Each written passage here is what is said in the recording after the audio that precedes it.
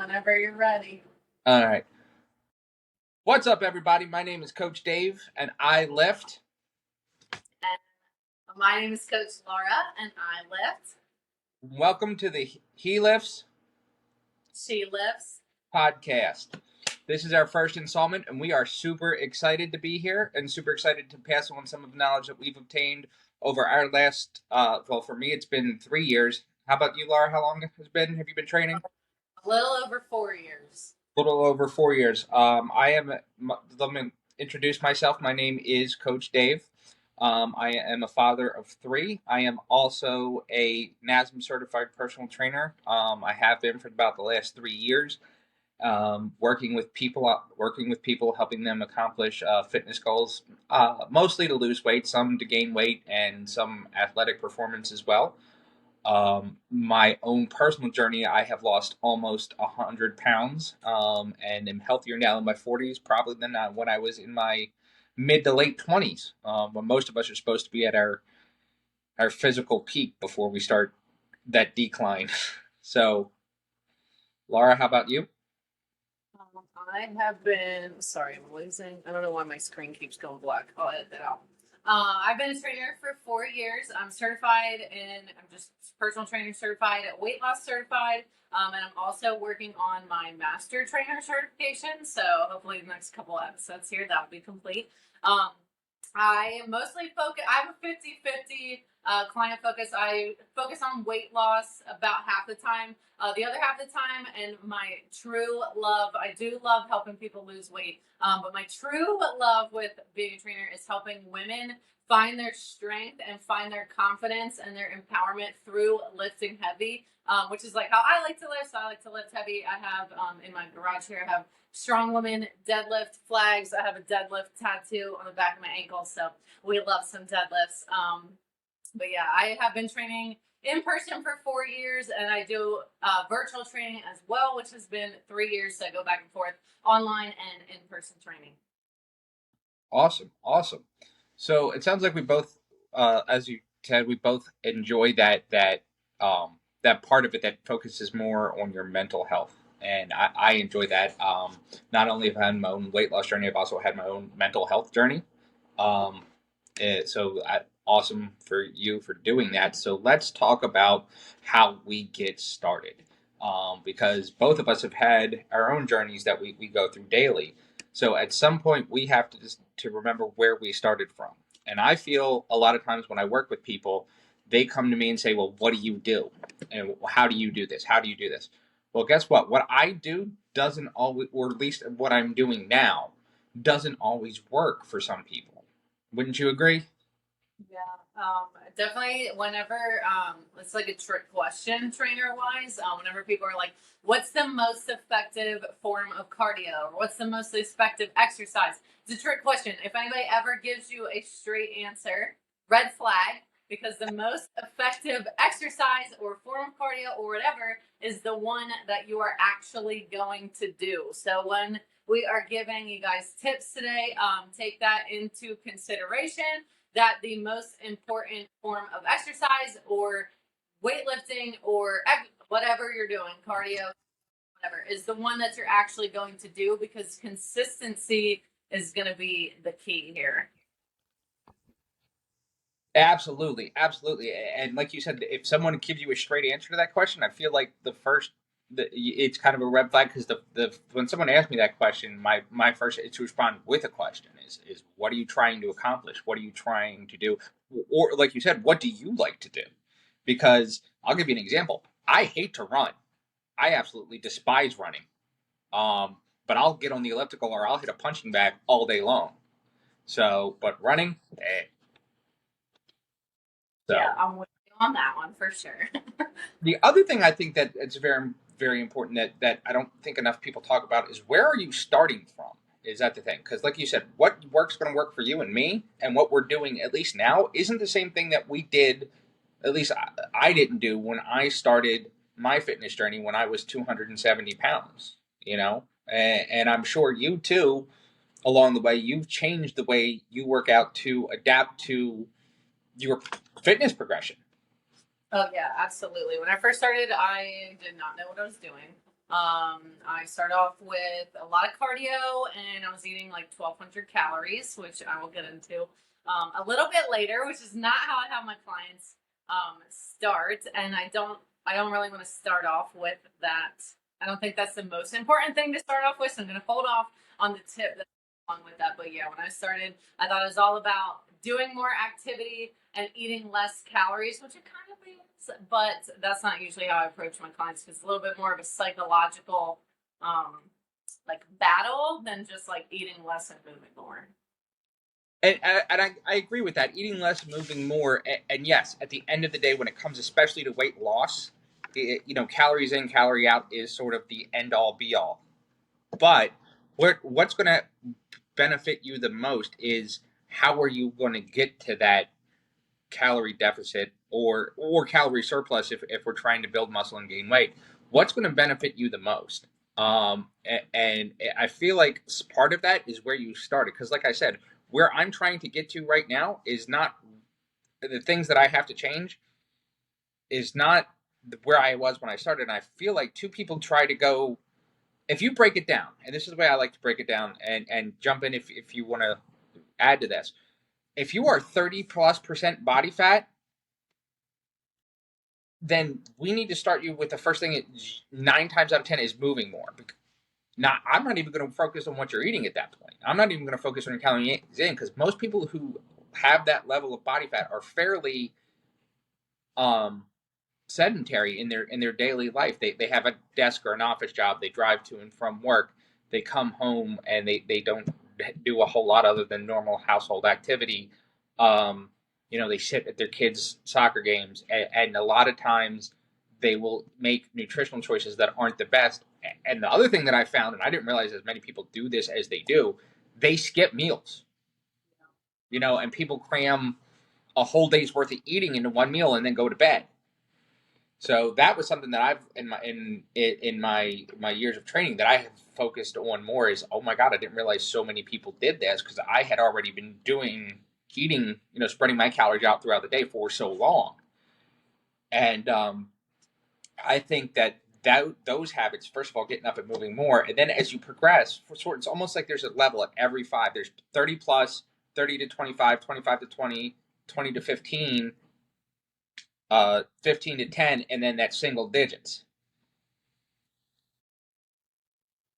Yeah, I think even too, like sometimes I'll see clients, because I do, when I start with my weight loss clients, they're a little more beginners. When I start with the women that come to me that want to get strong, they're not necessarily beginners, but they're a little more intermediate, I would say. Even them, like if you have a desk job and you go to the gym for an hour every day, throughout your day, you're still probably sedentary the rest of the day. So just because you work out doesn't mean like, when I don't know if anybody listening has ever got My Fitness Pal. When you do that or any other something like that, it'll set you at a certain calorie range, and it'll ask you if you're sedentary, lightly active, active, moderately active, or extremely active. And a lot of times when I meet with people, they'll be like, "Oh, I'm active. I work out every day." And I'm like, "Well, what do you do the rest of the day?" And they're like, "Oh, well, I sit at my desk and whatever." So like from 9 to 5, you're sitting down. So from 5 to, I don't know, maybe you go to bed at 10 o'clock at night. That's still only 5 hours that you're actually moving. So not even for beginners, for everybody, most people still need to move more and be more active than even just like starting straight off the bat. At least in my experience, that's what Oh, absolutely, absolutely, and I think that one of those things when people come to that is you're absolutely right. And one of the things that I get a lot is, oh, I have a physical job, I have an active job. Okay, you have an active job, but your body, you've been doing your job for 5, 10, however many years you've been doing it. Your body has done adapted to that. Yeah. Your body knows that you're going to go to work and pick up 50 pounds or 20 pounds constantly throughout the day, or you're going to be walking around a job site or a firehouse or where I live. A lot of people work at Port of Baltimore, and be walking around the port all day. So yeah, you're moving all day, but your body has adapted to that. your calories, everything is that. That's not. We're talking about adding exercise to that, and I think at that 30 plus mark is where we start. Is we have to increase our activity beyond our normal activity, and whether it is a desk job or whatever. If we just, I'm going to say 3 to 4 times a week, don't even worry about lifting to start. Just get moving.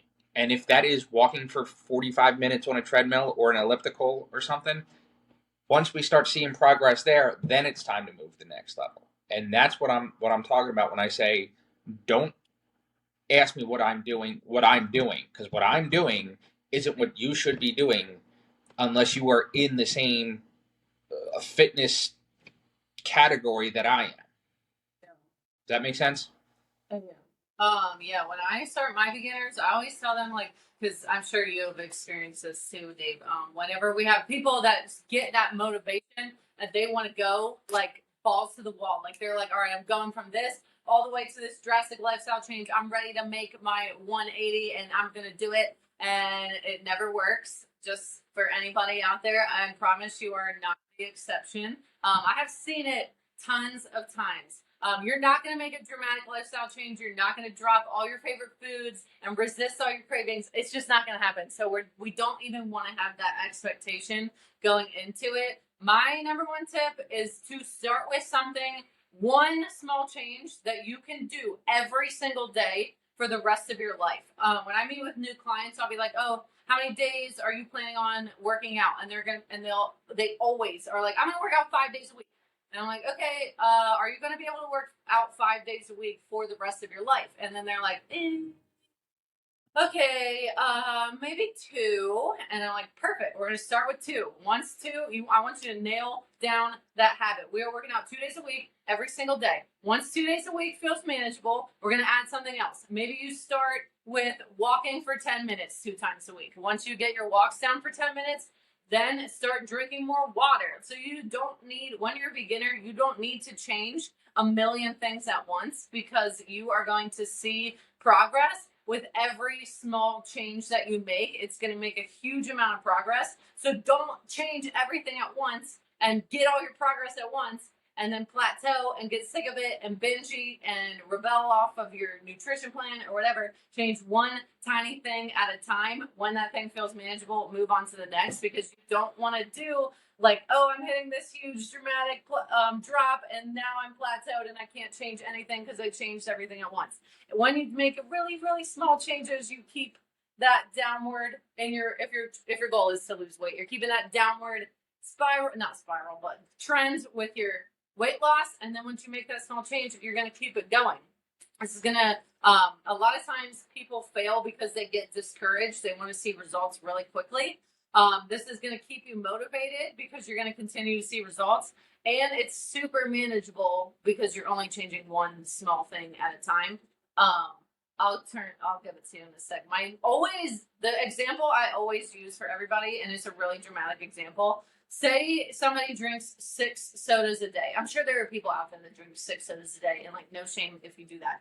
But I would not want you to go from 6 sodas a day to 0, because after like a week or 2 of that, you're going to get really, you're going to start to like rebel against yourself, and you're going to be like, well, who the hell am I to tell me that I can't drink a soda anymore? Like, I'm going to do whatever I want to. You're going to get like irritated, and then you're going to binge, and then you're not going to have 6 sodas. You're going to have like 10 sodas because you want them so bad. And after you've been going for that progress, and then we have 10 sodas, you're going to feel like garbage. So I always want my clients to say they were drinking 6 sodas. I want them to go down to 5 sodas first. Once 5 is manageable, then we're going down to 4. So small changes that you can sustain forever is probably my number one tip for beginners. You know, it's funny. I heard something recently, and that's what actually inspired me to for this topic, was that if I could tell you you could have fast results or permanent results that are going to take a longer, which would you rather have? And I think the answer for most people, especially when it comes to this, is permanent results. And I'm going to let you again know a little something about me. I've actually lost 50 pounds 3 times in my life. And it's been, so the first time was after college, after I went away and I stopped playing sports. The second time was shortly after I got in the car business. I started before I became a trainer. I've sold cars for 17 years, by the way. For those of you who out there listening who have never heard this whole story before, was shortly after I got in the car business, I gained most of that weight that I had lost back because I went from having a physical job right out of dropping out of college to being in the car business. Um, so that was the second time, and then I got into jujitsu and martial arts and stuff like that. And then the last time I was about 31 years old, and I had gotten married and had children, and all those things. But going back to your point about going from all or nothing, I had gone from living that car business lifestyle early on, where after work we'd drink beer and we'd order lunch out every day and all of that stuff, to the martial arts and the fighters mentality, where I'm training every day and I'm watching every calorie and everything, and it was sustainable because I had the goal, of I wanted to be a fighter. So that made it sustainable, but at the end of the day, I was binge eating a lot at the time. And two, as soon as I gave that up because I was, 28 years old and the UFC wasn't knocking on my door, um, I went from about 180 of a normal weight of 180 to 270 pounds, and had all of those things that like you talked about. I went from drinking no soda to drinking a 2 liter every night. When the time I got home at 9:30 to till the time I went to bed at 11:30 midnight. Plus, I'd have one or two throughout the day. So that's 1,000 calories just in soda. And not only are we talking about, again, using your soda that you brought up, a soda, not only when you come off of that are you coming off of the unhealthy habit, but there's a certain amount of almost, and I hate to use the word withdrawal, but kind of, between the caffeine that you're probably getting in there, the sugar that you're getting in there. Those things make it, even if you can mentally sustain it, physically you can't, because your body is used to having that much sugar. Your body's used to having that much caffeine, and your body is used to having, and let's use a different example, a certain amount of fat and a certain amount of things in that it's taking in, that all of a sudden you're not getting anymore. And it can really mess you up mentally. So, like you said, gradual steps. Go from to walking. Go slow it down. Um, I don't know, Laura, if you have ever smoked in your life. No. Have you? No. Okay. It's for anyone who out there. I've also done that, by the way. Just FYI. If there's a bad habit to be had, pretty much I've had it. Um, but if you've ever done that, most people can't quit cold turkey. You have to slow down before you, just like a car. You have to slow down before you stop. Yeah. That makes sense. Oh yeah, for sure. There is, I think this is kind of getting a little bit more detailed, but just to kind of give everybody an example, like to go off of what Dave's talking about. There's been studies. Food science is wild. Like if you ever look up food science, the way that like processed foods are packaged are meant to be palatable. Like stuff that's added to them, they are meant to get you addicted to them. Like you literally get addicted to the sugar and the additives, and the packaging is appealing. So to get past that, like the appeal of the processed foods, it's really hard, which is why people tend to binge eat when they go from that 0 to 100 lifestyle. It is hard to make those small changes and get rid, and like not, you're not detoxing your body, but like because your liver detoxes for you every day. But to get those addictive ingredients out of your system, it's hard, and you're never going to fully get them out of your system either, because in order to be sustainable with your journey, you still are going to have that balance of enjoying your favorite things, or else you're going to go through like a little bit of a yo-yo where you gain the same couple pounds here and there. If you don't have that balance with your journey, that's going to happen, and it is really common. Like how you said you gained and lost the same 50 pounds 3 times. That is super, super common. So if anybody's listening and that has happened to them, don't let that discourage you from trying again, because that happens a lot. When people they start the first time, they go balls to the wall. You lose that weight, and then it's not a sustainable way to survive, so you gain it back. And then you might try again, and you still don't really know what you're doing. and you lose that weight, and then you try again, and then you get to that third point, and eventually you might get to the point where you're like, oh, it doesn't work. Like, I'm not going to try again because it just doesn't work. If that resonates with you, it's time to change the way that you have been viewing exercise and nutrition. I was going to talk about this a little bit later, but this kind of feels like a good segue for this too. If before you start a nutrition or fitness or whatever journey, assess your relationship with food and fitness. So, like, if you don't have a good relationship with food and you find that you're an emotional eater, or you stress eat, or you crave sweets when you're stressed or at night or whatever, um, there is only so much that willpower can do against those like binge eating tendencies. So if you're newer, do not be afraid to get professional help as far as your relationship with food. Some trainers, like I have a psychology minor, so I have a little bit of experience in psychology, but by no means would I feel confident enough to take my clients through like a psychological change with their relationship to food. And that may be something that you need to accompany your fitness journey with as well, if you don't have a good relationship with food or fitness. And if you find yourself punishing, this is really common too. Like, it was just 4th of July. I always tell my clients, if you overate or you didn't stay on plan or whatever, you are not using your exercise as like, oh shit, I ate too much. Like, I got to work out harder. I got to do all this cardio this week. Food and fitness, they are related as far as like your goals and your goal physique and your health. They are related that way, but we don't correlate them as punishments or rewards. So fitness isn't a punishment and food is not a reward. And if you have that mentality with food or fitness, I highly suggest seeking professional help with whatever psychiatrist, psychologist. Honestly don't know which one you would go to, but I would look into getting professional help as far as working on your relationship with food and fitness, if those things sound familiar to you. And I'm glad you brought that up because a lot of people think about the unhealthy relationship with food.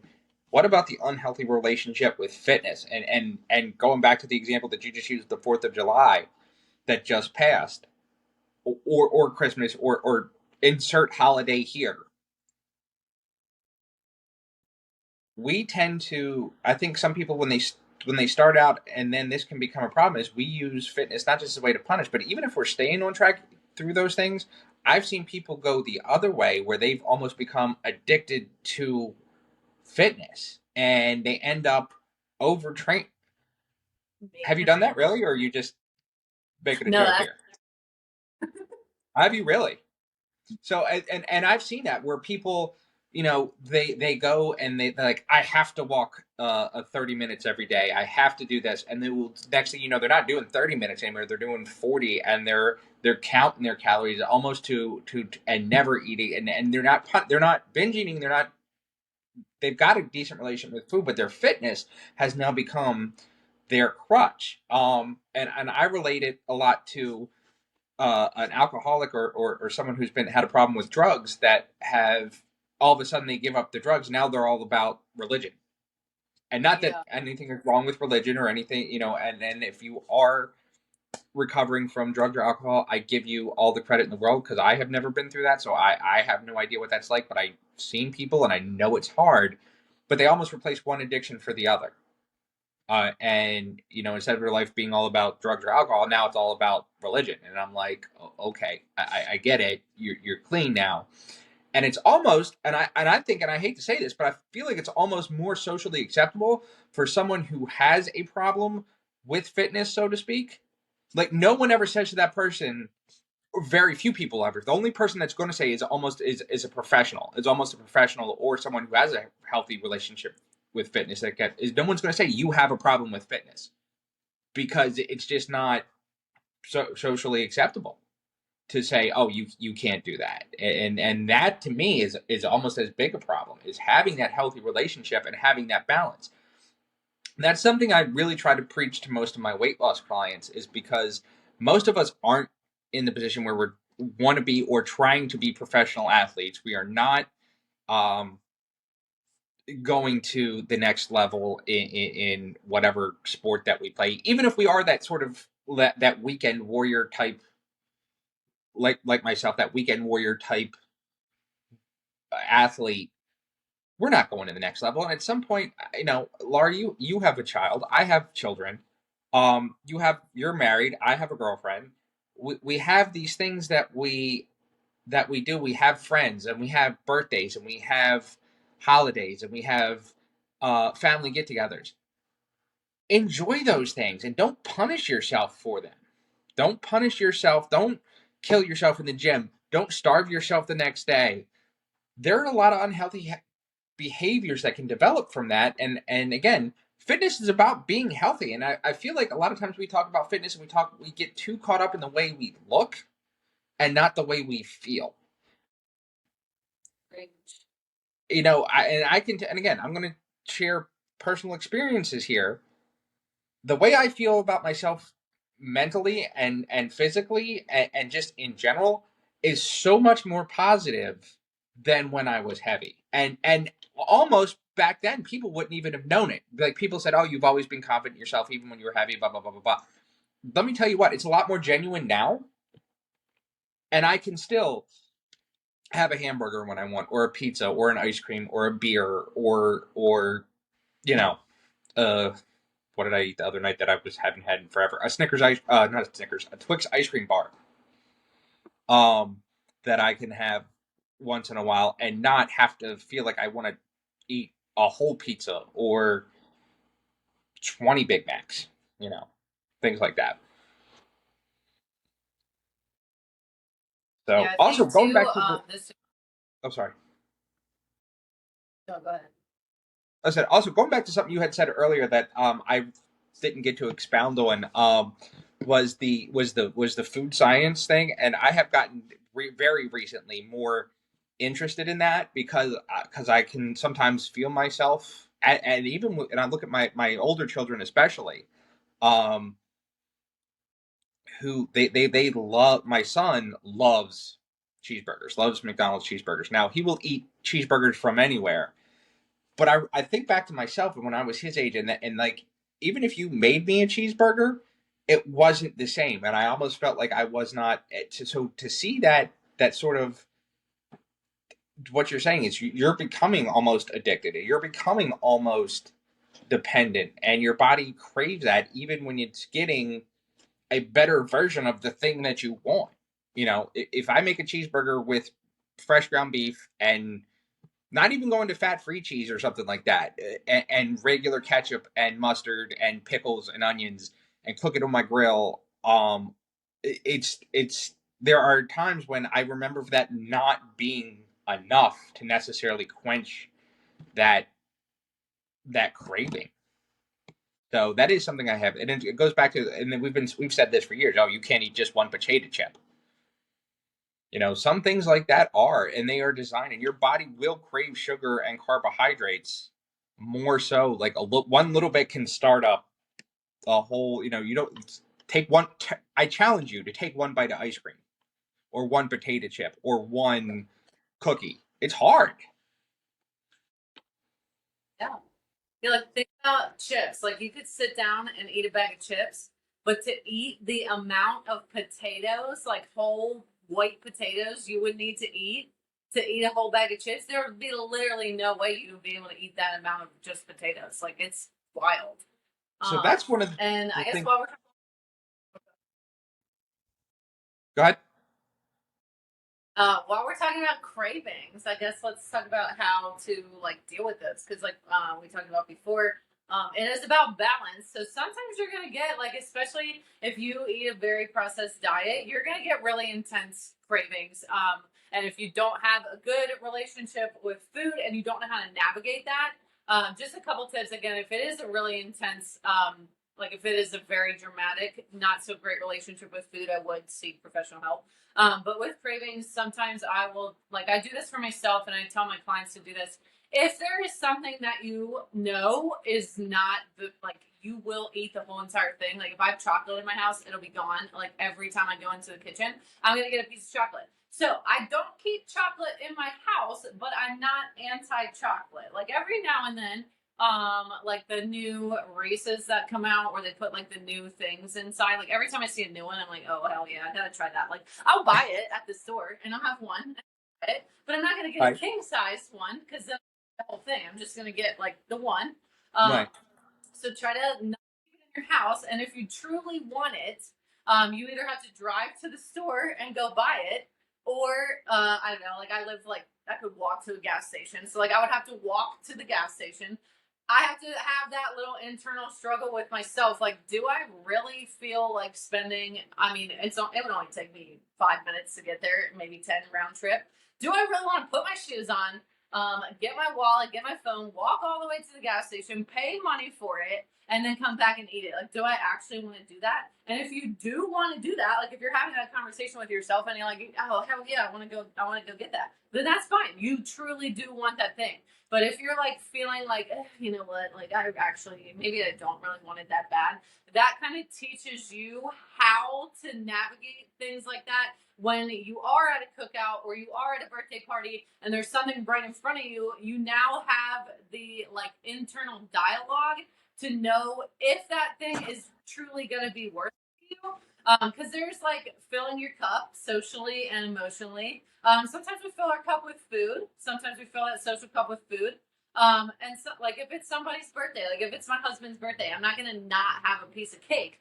But if it's like, I don't know, my husband's brother's daughter's birthday, like, yeah, I want to celebrate my niece's birthday, but that's not as like it's not as a direct relationship. So like maybe on those days, maybe I'll be like, I can still celebrate her birthday, maybe without having a piece of cake. If it's not like sometimes I'll have clients that don't have a good relationship with food and it might not even be their favorite slice of cake, but they are addicted to sugar so much that they're like, I don't even like that kind of cake. And after I ate it, I was like, this wasn't even good, and I don't know why I ate it because I don't even like that kind of cake. So then once you can start practicing that discipline by not keeping things in the house, you can navigate that a little bit better. And then when you are at that birthday party where it may not necessarily be worth it to celebrate by going off your nutrition plan, you kind of know that. And then another tip, I went off, that was a little bit of a tangent.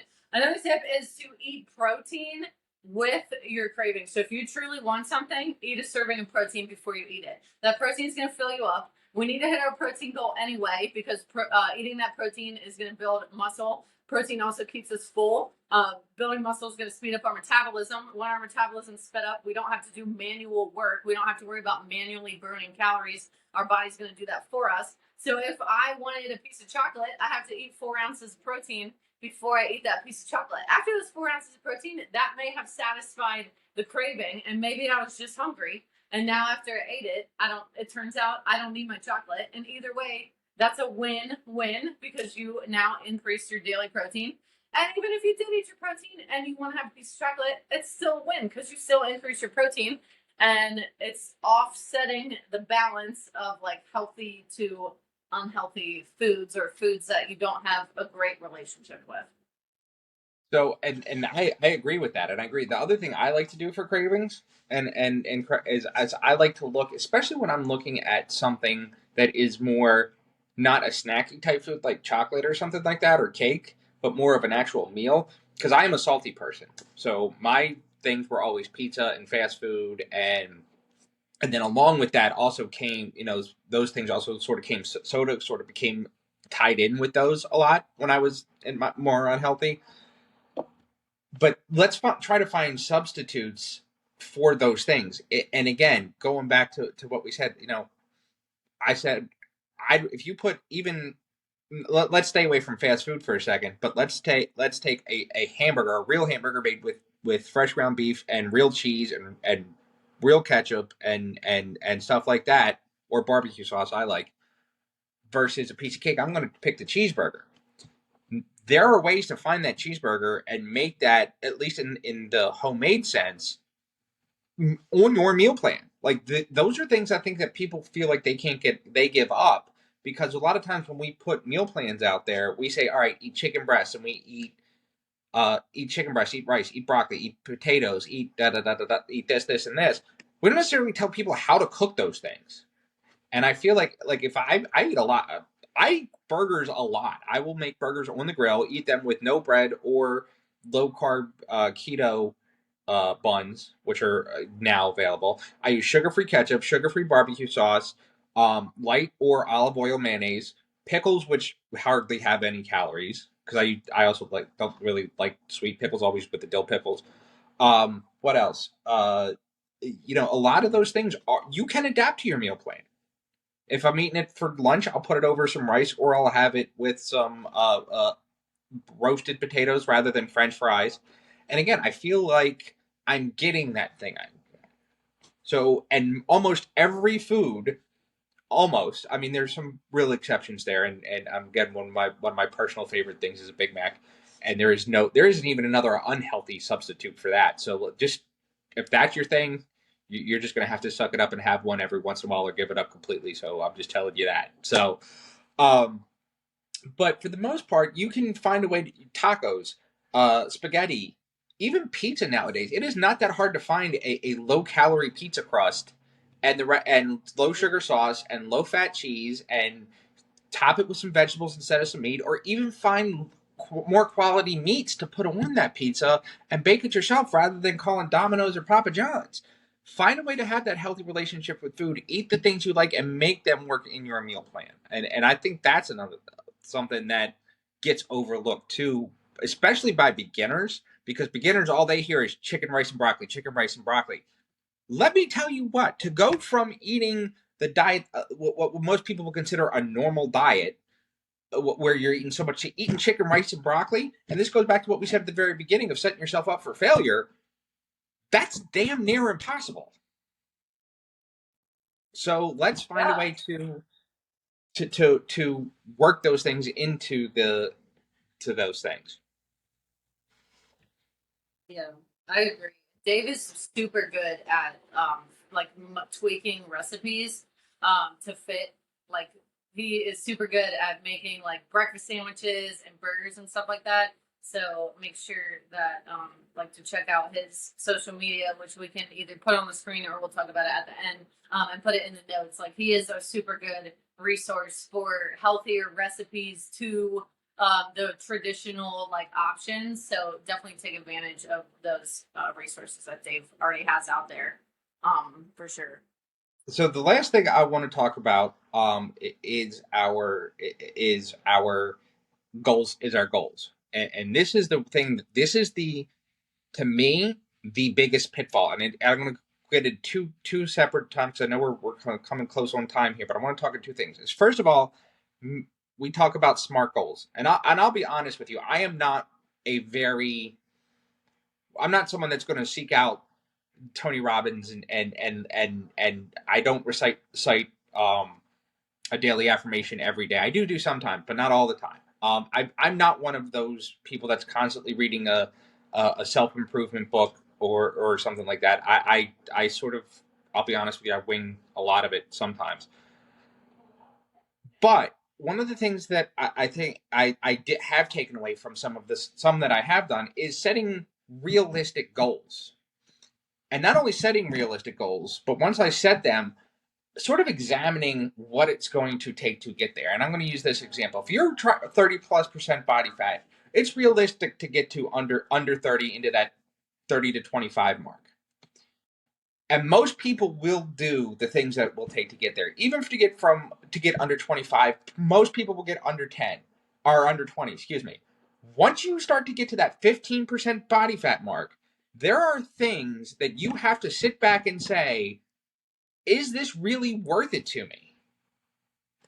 Are there things that do I really want to do the things that it's going to take to get to that? And sometimes, let me tell you what, because everyone, when we start out our fitness journey at that 30 plus body fat percent mark, is going to say, I want to have a six pack, I want to have this, I want to have that.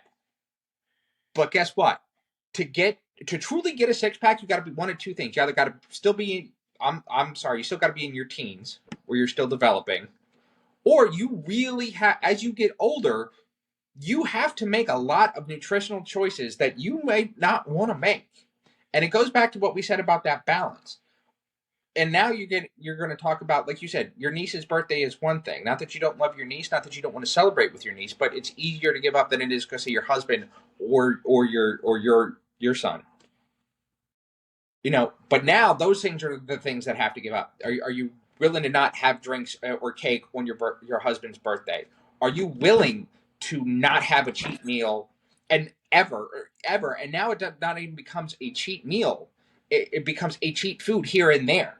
Once in a while, you're gonna have maybe an ice cream or a bowl of Alfredo sauce over your pasta. Those are the types of things. And now, do you really want to get under that 50? How bad do you want it? And if you want it, great. I'm not saying don't go for it, but I'm saying examine it, because those are the things that are really hard to get there.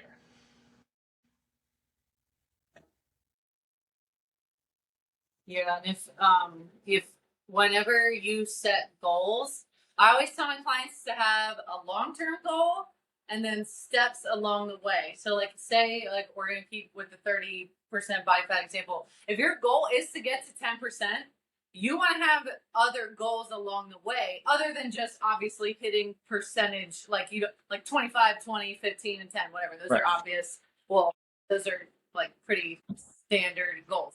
Right. You want to have goals the way to keep you motivated, because going from 30 to 10, that's a long way off.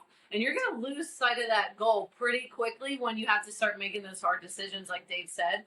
So a lot of times, like especially with my weight loss clients, some common things I hear is I want to be able to go up the stairs without getting winded. So that is very commonly the first goal. After about a couple, 2 weeks, maybe a month, I'll check in with my clients like, oh, I know when we first started, like how's going up and down the stairs. And they'll be like, I actually didn't notice that until you asked. But I don't get winded going up and down the stairs anymore. And that gives them, like, we're a month in, okay, so it's starting to get hard. We're probably seeing some progress, but the initial like motivation probably start to wear off. But when we see like, oh, you know what, it actually is easier for me to go up the steps, then we get motivated again. Then we want to have another goal. So sometimes when we are 30 plus body fat percentage, it kind of comes with some joint pain. So then the next goal would be to alleviate some of that joint pain. Once we check in again, how's your back pain doing? Oh, you know what? Now that you asked, my back does feel a lot better than what it used to. So we want to set goals that we can hit along the way so that we keep getting motivated, because we didn't even talk about this. We're going to definitely have to do a part two because I have some more beginner. We're going to have to do beginner part two because I didn't even talk about a lot of stuff, but we didn't even get into discipline yet. So we're still only talking about motivation, and those extra goals along the way are definitely going to keep you motivated and help keep sight of that goal that seems so far away. When we have those smaller goals along the way, we're like rewarding ourselves and we're hitting those mini goals and we're keeping that momentum going. We're hyping ourselves up. The most important thing, it is a little bit of a struggle too. I didn't even talk about this. When you first start, you're going to get a lot of pushback from friends and family. And they're going to kind of like, they're not going to be super, I mean, they might be happy for you. But if you're at a party and they're going to be like, hey, so-and-so, I thought you were trying to lose weight. Why are you eating pizza? And then you're going to have to be like, okay, like, who cares if I eat pizza? Or you're going to not eat pizza. And they're going to be like, oh, you're trying to lose weight now. And like, now you can't eat pizza. And you're going to have to deal with that too, which is a whole another barrier. So I think I might have to save my tips for that for part two. I feel like we could do a whole show just on that. Because I have been there, and that's one of those things. Is again, you're going to have to navigate throughout your way, and I feel like we'll add this to the list of things that we're going to talk about in the future. But that is definitely, I've actually done a live broadcast before on this, because I've experienced that, and that's one of those things that you have to. And again, this is where I say, when it comes time for those things, especially social settings, where you're going to parties, you're going to people's birthdays and whatever, you have to ask yourself, is that worth it? And I do believe that sometimes the answer is yes. I will also say this. I'm going to say this, and then I think we've got to start wrapping up here. But Remember this, and this is where I said with the goal setting and things like that, it is easier. I find it easier for most people who come to me and say, Dave, I need to lose 50 plus pounds, than it is for the person that comes to me and say, I want to lose 15 pounds or 20 pounds. And the reason for that is when you're talking about 50 plus pounds, you're usually talking about, like you said, joint pain, getting winded up the stairs, health problems, blood pressure issues, diabetes, things like that. When you come into me 15 pounds, be honest. If I handed you a 15-pound weight and said carry this around all day, yeah, it might suck a little bit, but you really wouldn't have that much trouble doing it. If I handed you 50 pounds and said carry this around all day, you'd be like, holy shit. Pardon my language, but there's a difference there. There's a difference between I need to and I want to. And I feel like at some point you have to differentiate between those two and find a way to get to where you want to be. So that's all I have for today. Thank you guys for tuning in. Thank you guys for listening to us. I am Coach Dave at the Webster 023 on Instagram. And I am Coach Laura. It's Laura Ash _CPT on TikTok and Instagram, and then Laura Ash Personal Trainer on Facebook. And I'm gonna leave you guys. Don't forget, I'm sorry, I forgot. I forgot my Facebook handle is Rockstar Fitness. And don't forget, guys. I say you can do hard things, so make sure you tell yourself you can do hard things. And until next time, this is Coach Laura and Coach Dave. And until next time,